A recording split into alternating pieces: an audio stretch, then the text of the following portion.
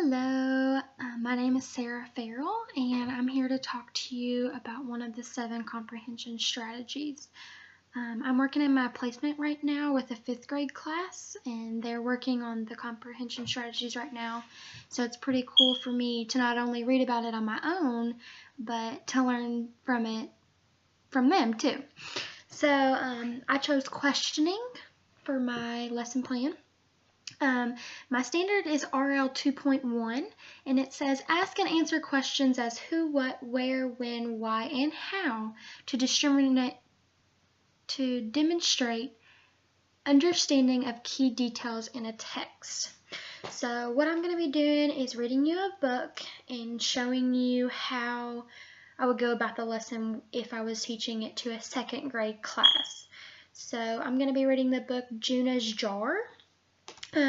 It's a non-fictional text, and it's about a little girl who has this jar that she shares a relationship with because her and her friend started this game with it of always putting something in it but then keeping it empty until they find something else to put into it. She kind of goes on to little adventures with it.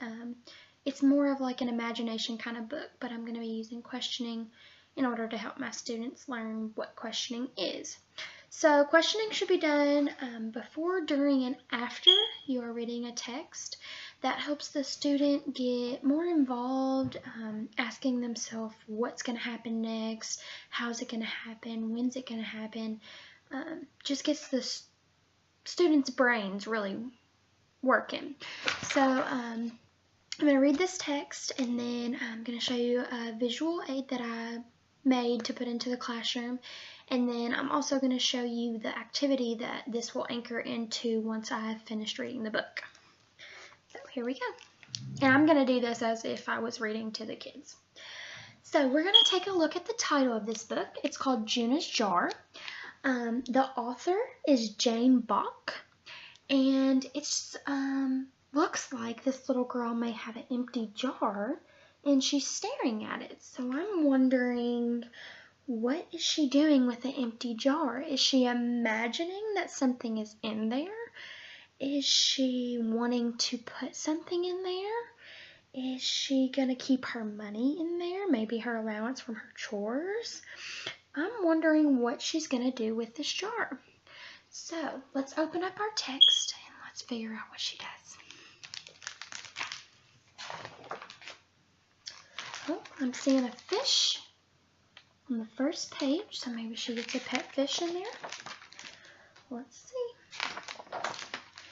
Juna's family always had a large jar of kimchi in their fridge. After they finished eating all the kimchi, Juna sometimes got to keep the empty jar. Juna loved to take the jar and go on adventures with her best friend, Hector. They went to the park near their apartment building to collect colorful rocks and small bugs. Once Hector found a green caterpillar.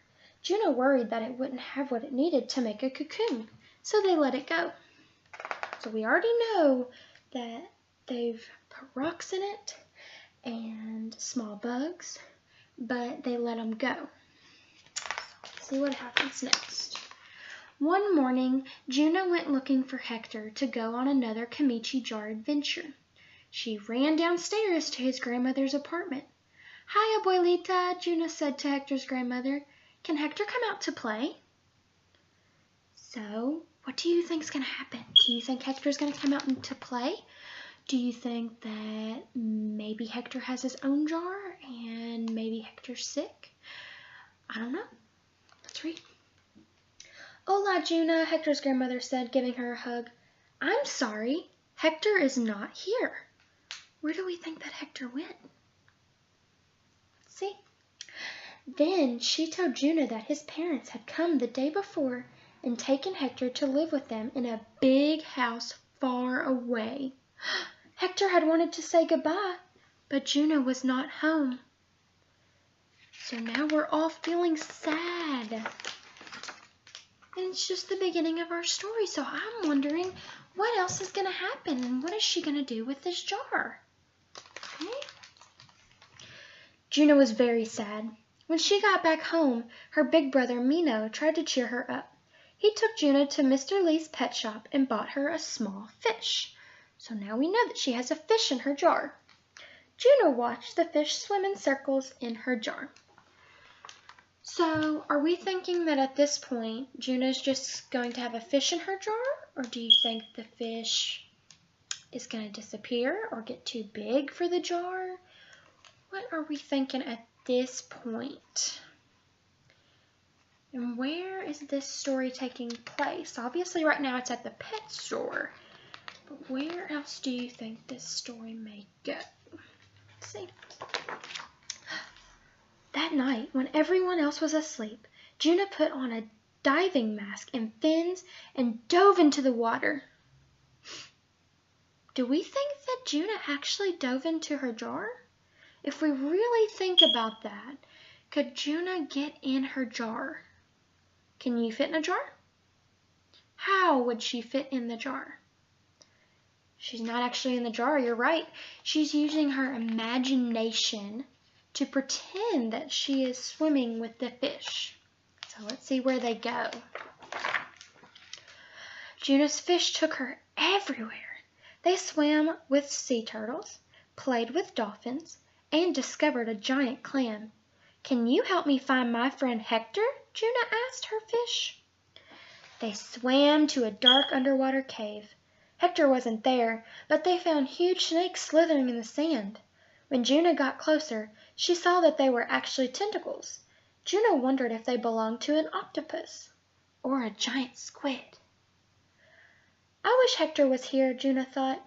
He knows everything about animals.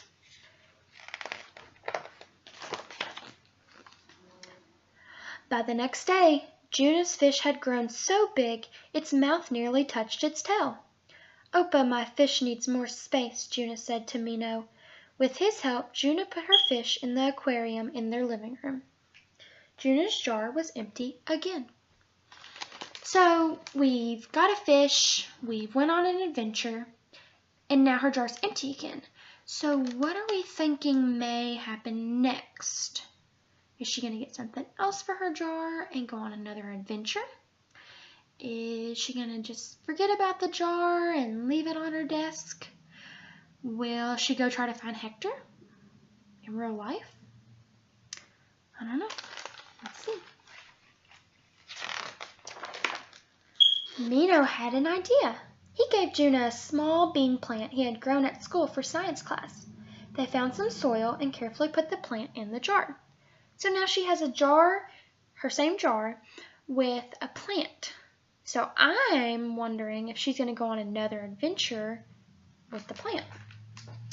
Well, that night when everyone else was asleep, Juno put on hiking boots and climbed down the plant into a lush green rainforest. She's going on another adventure. Juno swung on vines, climbed a tree with the sloth, and sang with howler monkeys. Have you seen my friend Hector? She asked them all. One monkey pointed to the river and jumped away. As Juno got closer to the water, she saw that the rocks in the river began to move. They weren't rocks at all. It was the back of an alligator, or maybe even a crocodile. She wasn't sure which one it was. I wish Hector was here, she thought. He would know. By the next day, Juno's plant had almost reached the ceiling. Opa, my plant grew too big for my jar, Juno said.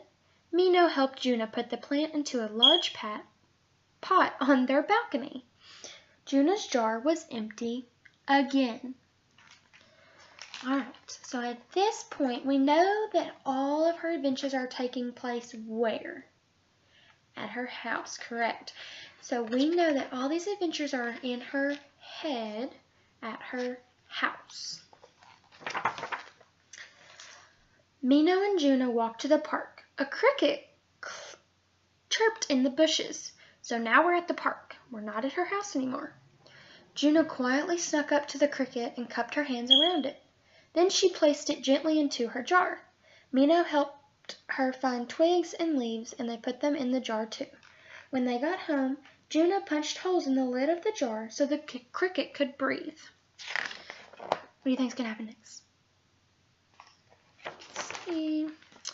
That night, when everyone else was asleep, Juno put on goggles and a helmet and hopped onto the cricket's back. So she's going for a ride. Let's see where they're going to go. Juno and the cricket rode through the night sky together. They flew over tall buildings that looked like giant steps leading to the moon.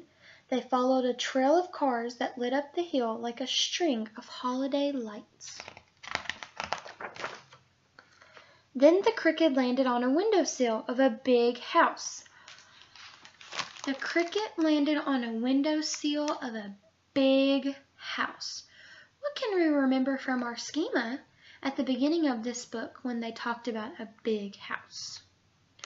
That's correct. Hector, her friend, moved with his parents to a big house. So we could maybe infer or question that this cricket landed at Hector's house because this whole time she's been looking for Hector on her adventures.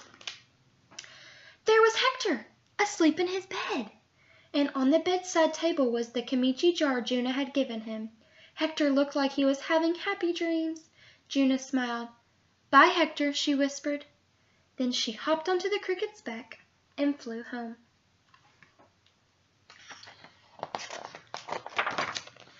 By the next day, the cricket's antenna had poked through the holes in the jar's lid.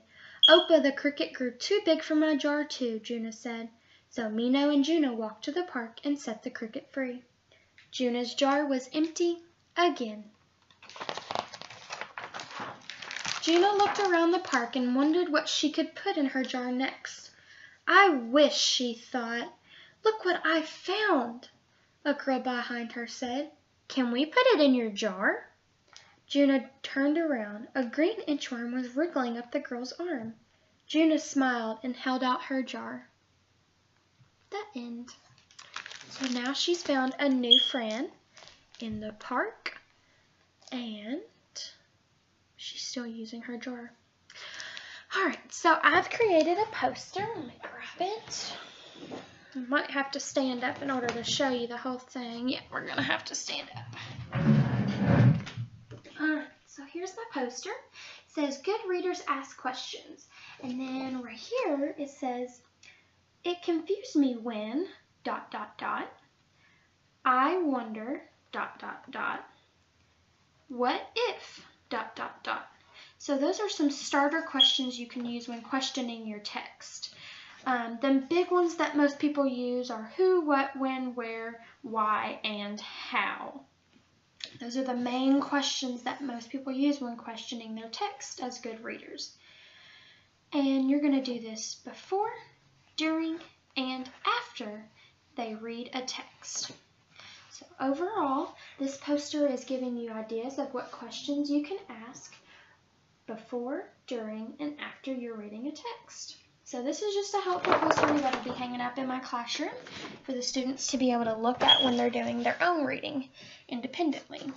Now, the activity that this will anchor into is a little worksheet I have right here. It says, "Using questioning to create our own short stories." And I don't know if you can see it too good, but it says there's 1, 2, 3, 4, 5 different blocks and some writing space. Each one has a question in it. What do you think those questions might be? You got it. Who's in the story? What is the story about? When did the story happen? Where is the story taking place? And how will you create a problem and a solution? Now, these questions are questions they're going to answer on their own. And using their answers, they'll create a short story. By using this sheet, what are we accomplishing? Well, I'll tell you.